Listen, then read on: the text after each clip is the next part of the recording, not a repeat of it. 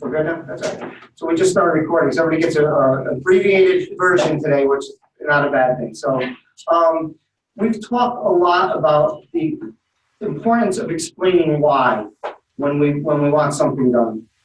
Today we're going to look at the power of asking what.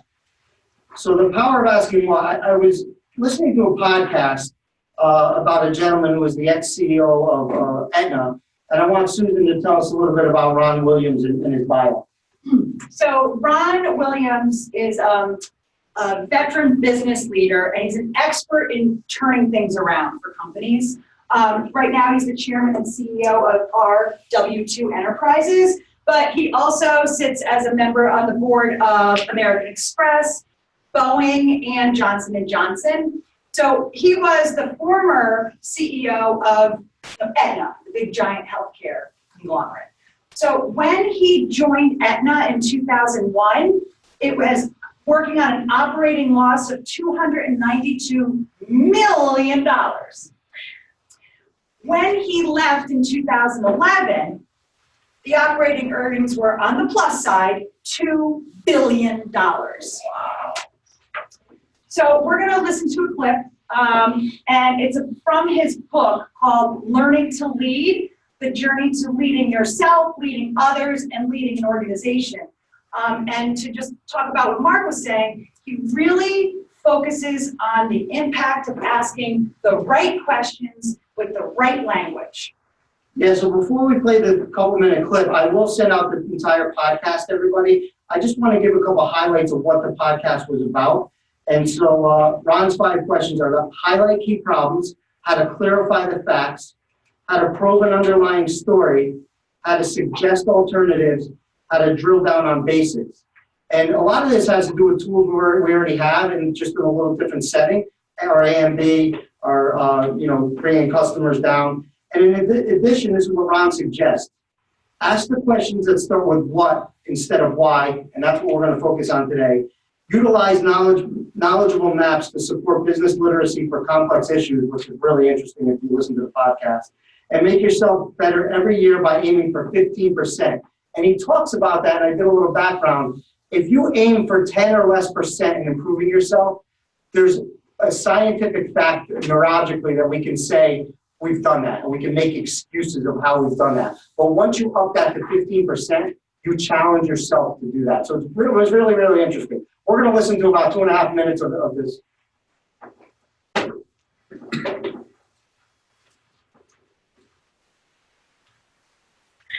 One of the things I find is when you ask people, why did you do that? Why did you make that decision? There is an immediate, often reaction where people sometimes feel like they're 6 years old and all they want to do is just get out of the room and not really confront the issue. So I have a way of discussing these things that to talk about, let's discuss the barriers. What are the barriers to our business success? What are the challenges? What are customers telling us? And to take the conversation away from the person and really try to focus on the issues, the methods, our understanding, the assumptions. And I've found that to be much more effective in really getting to the bedrock of what are the real problems. Often there are symptoms that are discussed that aren't the real problem. In the case of Aetna, there were a set of issues where we weren't paying claims timely. We weren't following all the regulations we should have been following. And I summed it up in a headline that said, we have to get back to the basics, and we have to do the basics well. And we then built a model and a way of communicating that got every department focused on the basics. I'm hearing a key distinction in what you just said of surfacing key problems in starting a question instead with the word why and asking as the first word what. It sounds like that's key in how you've approached those key situations. I found that it seems like a small thing, and I found that the only setting where why works is when people are really trained in Six Sigma and Lean. They understand the context of the question. But when people aren't trained in that, why is often a very threatening question, particularly when you have high stakes And quite honestly, the person may very well have been part of the problem that was created. What you now want them to do is let go of that and become part of the solution. And so I find that what are the barriers, what are the challenges, what do we need to do better, are all much more effective than, in essence, asking the person in an unspoken way, why did you screw this up? It separates the person from the issue, like you said. In their minds, makes it easier for them to talk about something that they may have been involved in some way of creating. Correct. One of the other. Great. Okay. So,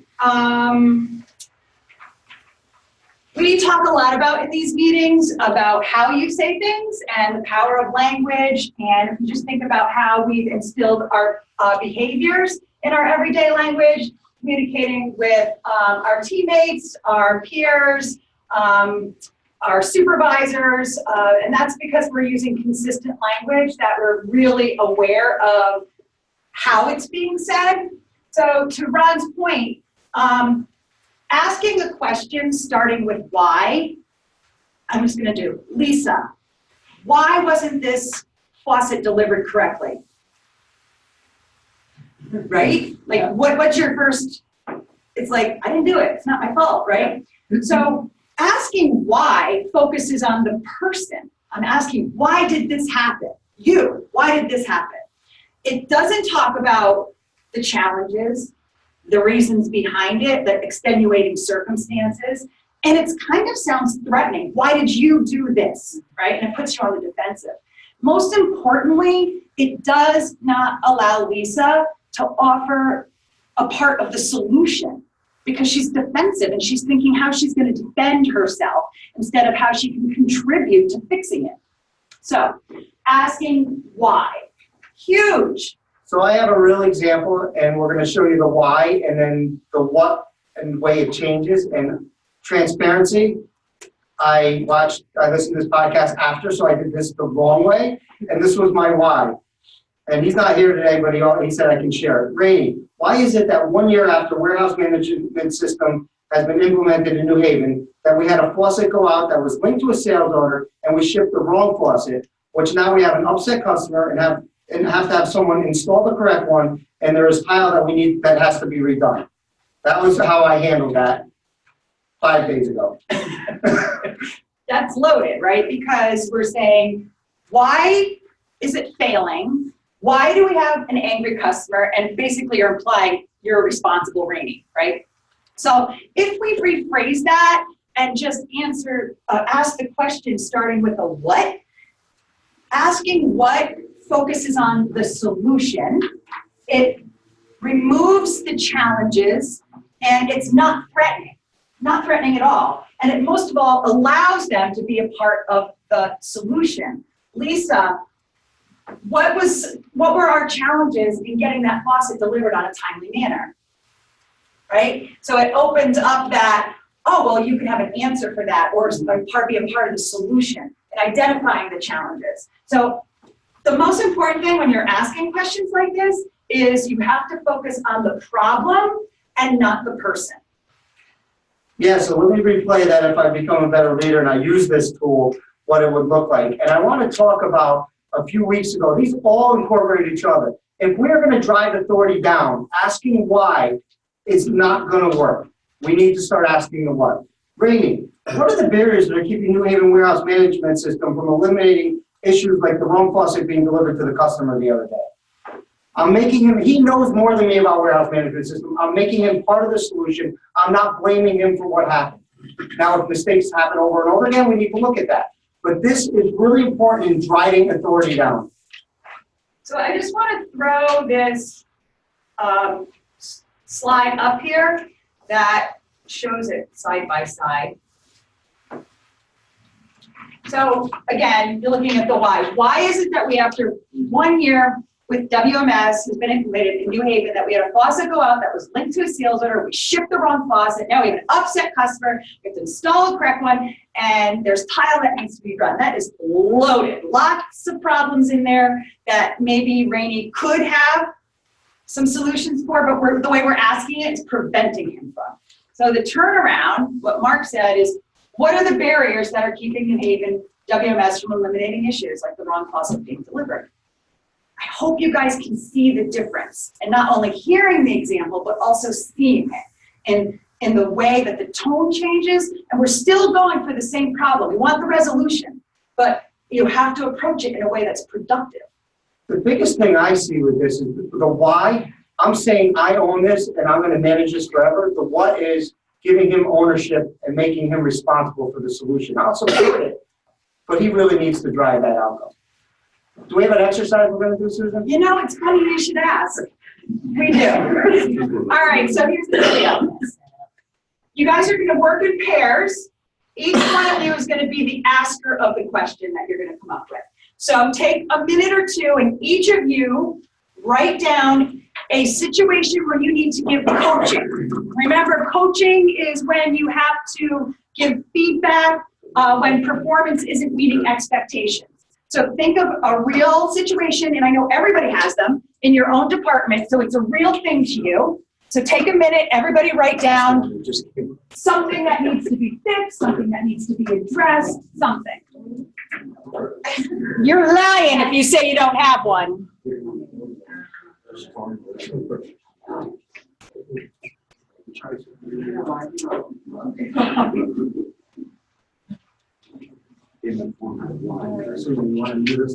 Oh, yeah, I'll read this.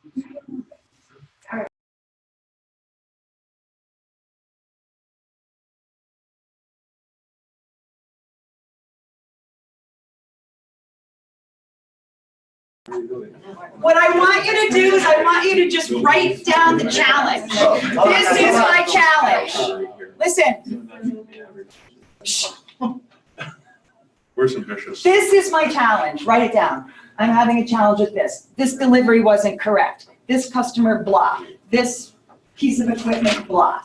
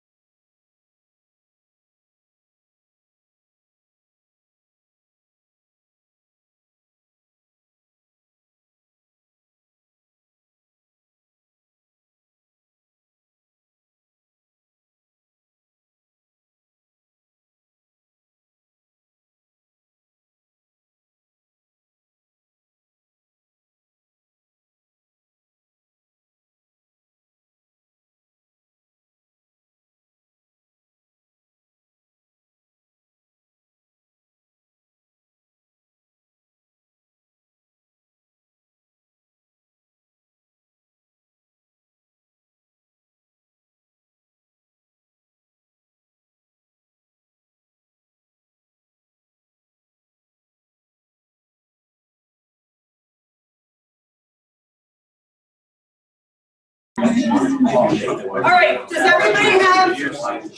everybody have an example to use to draw from in their own departments that they can talk about? Yes? Everybody good? Yeah. I have one. Okay, so here's what we're gonna do first. Before we share out, in your pairs, one of you is gonna be the asker, right? And you are going to direct your question to your partner using the what method. You're gonna start it with what. So I'm gonna leave this example up here. So I really want you to say the words and focus and start the conversation with a what. Then I want you guys to switch. I want the asker to be the other person and you get to share yours. Does everybody understand that? Yep. Everybody? All right. We'll take like 5 minutes and then we'll share out.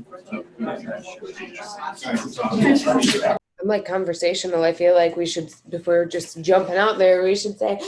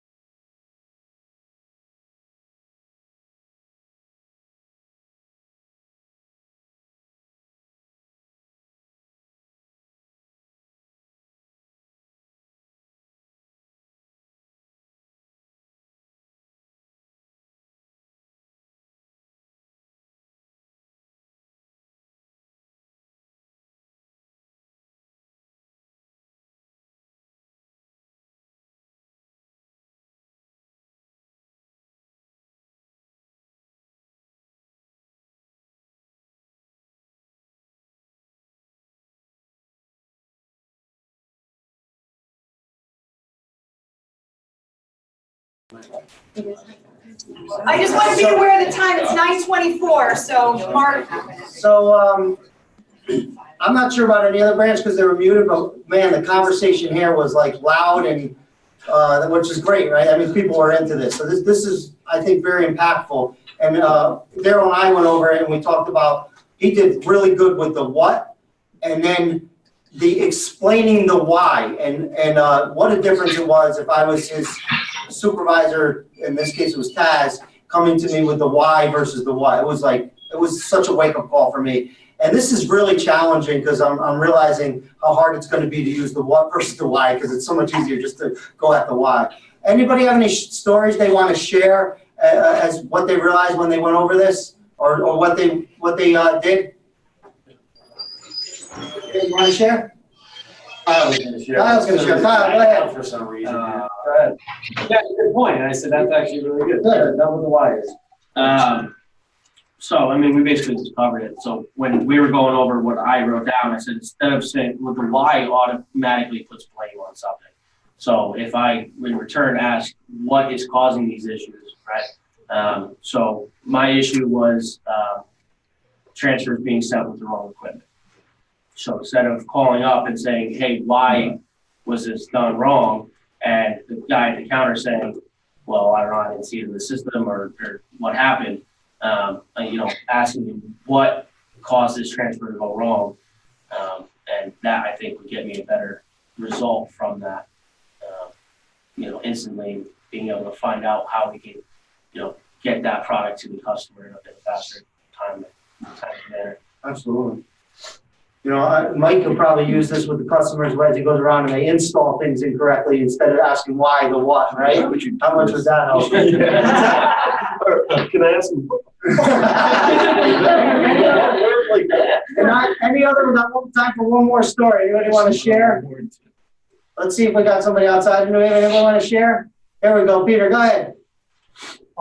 Mike had a good one that was like a departmental thing that if you ask the why, it's blaming one person for not getting something done, but when he changed the what, it was really getting to the root of the problem of bins getting restocked. That rather than just blaming one person for not doing it, of getting to the root of how we solve the problem and what are the factors that go into it. That was an interesting way of phrasing the question, that someone doesn't feel responsible for being bad at it. We're all going to work together to make it a solution. Yeah.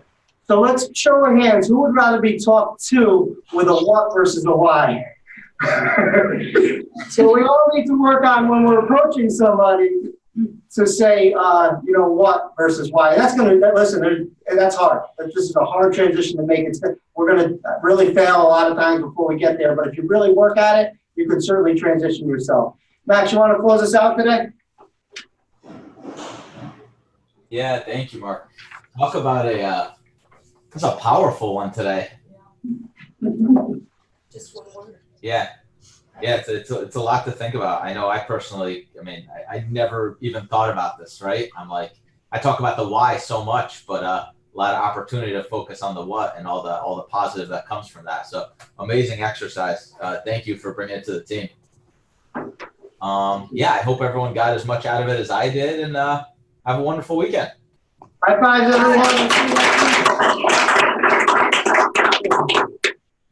Just